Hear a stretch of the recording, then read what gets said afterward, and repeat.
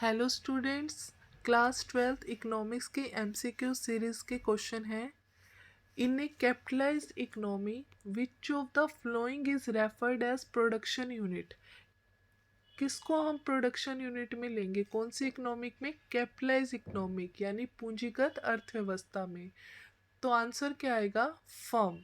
Firm को हम लेते हैं। तो पूंजीगत अर्थव्यवस्था होती कौन सी है? कैपिटलाइज्ड इकोनॉमिक्स होती कौन सी है? जहाँ पे हमारा मेन मोटिव क्या होता है? प्रॉफिट अर्न करना होता है और सारा का सारा कंट्रोल किसके हाथ में होता है?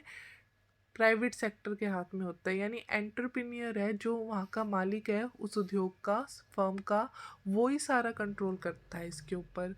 तो इसमें आंसर क्या आ जाएगा? फर्म। नेक्स्ट क्वेश्चन है, which of the following refer to the trading in external sector. बाह्य सेक्टर, बाह्य क्षेत्र में जो हमारी ट्रेडिंग होती है उसमें कौन कौन सी चीज़ें इंक्लूड होती हैं? Goods export to foreign countries. आपको क्लियर हो रहा है? एक्सटर्नल यानी बाहर का और फॉरेन कंट्री भी क्या होती है? बाहर की। तो आंसर क्या हो जाएगा? जो भी हमारी गुड्स हैं वो एक्सपोर्ट हो रही हैं। कहाँ पे एक्सपोर्ट हो रही हैं? फॉरेन कंट्री में। तो वो किसके अंदर आएंगी? Trading in external sector. Next question, what did the people earn. People जो कमाते हैं किस में अर्न करते हैं? Worker in the firm. Firm में काम करते हैं तो उसको क्या मिलती है बच्चों? वेजेस मिलती है। Next question, which of the flowing problem was faced by during the period of great dispersion. बेटा जो प्रॉब्लम आई थी वार के टाइम पे या जो भी डिस्पर्जन के टाइम पे प्रॉब्लम आई थी तो उसमें सबसे मेन प्रॉब्लम कौन सी थी?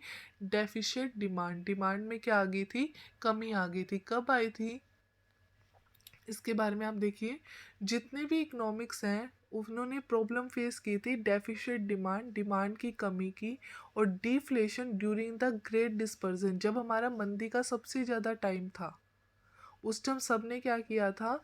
डेफिशिएट डिमांड की प्रॉब्लम को फेस किया था, जिसकी वजह से birth of the macro economics start हुई थी, समृष्टि अर्थव्यवस्था स्टार्ट हुई थी। Next question, which of the consumption of goods and services in the economic during a period of an accounting year. जो भी आप कंज्यूम करते हैं, किसको कंज्यूम करते हैं? गुड्स को और सर्विसेज को। कब करते हैं? पूरे अकाउंटिंग ईयर में। तो वो जो कंजप्शन होती है उसको क्या बोलते हैं? एग्रीगेट कंजप्शन, सकल उपभोग। मतलब सबने जो टोटल किया, तो ये किसका पार्ट है? जहाँ भी एग्रीगेट यानी सकल वर्ड दिख जाए तो ये किसका पार्ट होता है बच्चों? मैक्रो इकोनॉमिक्स का पार्ट होता है। Next question, what is domestic income. Domestic income कौन सी है? घरेलू आय कौन सी है? जो भी टोटल है, किसका टोटल है? Factor income generated with in domestic territory of the country. बेटा हर देश की अपनी बाउंड्री होती है, तो जो भी उसकी इनकम जनरेट हुई है, किसकी इनकम जनरेट हुई है वहाँ पे, आइदर वो रेजिडेंट है या फिर नहीं है, चाहे वो देश में रहता है नहीं है, उसकी इनकम इंक्लूड होती है। लेकिन क्या इंक्लूड नहीं होता? Net factor income from abroad include नहीं होती। Next question, which of the following refer to earning on the production of the goods. जो भी अर्निंग होती है, किससे अर्निंग होती है? प्रोडक्शन, गुड्स को बनाने से रिलेटेड जो भी अर्निंग होती है उसको हम क्या बोलते हैं? रिवेन्यू बोलते हैं। क्या बोलते हैं? रिवेन्यू बोलते हैं।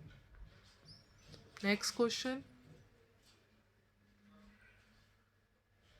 विच is the following refer to the study of aggregate. सकल शब्द मैंने आपको भी बताया था किससे रिलेटेड होता है? मैक्रो से रिलेटेड होता है, क्योंकि मैक्रो इकोनॉमिक्स वहाँ पे है जहाँ पे हम स्टडी किसकी करते हैं? होल की। Next question, which of the following refer to investment expenditure. Investment expenditure कौन सा होता है? तो purchase of a new machinery, वो सारा किस में आएगा? इन्वेस्टमेंट एक्सपेंडिचर में। Next question, which of the following does not relate. Relate नहीं होगा किससे? एक्सटर्नल सेक्टर से। एक्सटर्नल जो बाहर हो रहे होंगे, लेकिन यहाँ पे क्या आ रहा है? Selling goods within country, country के अंदर सेल हो रही हैं, तो वो एक्सटर्नल तो है ही नहीं।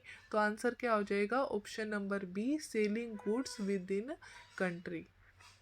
If you like my video, please like, share and subscribe my channel. Thank you.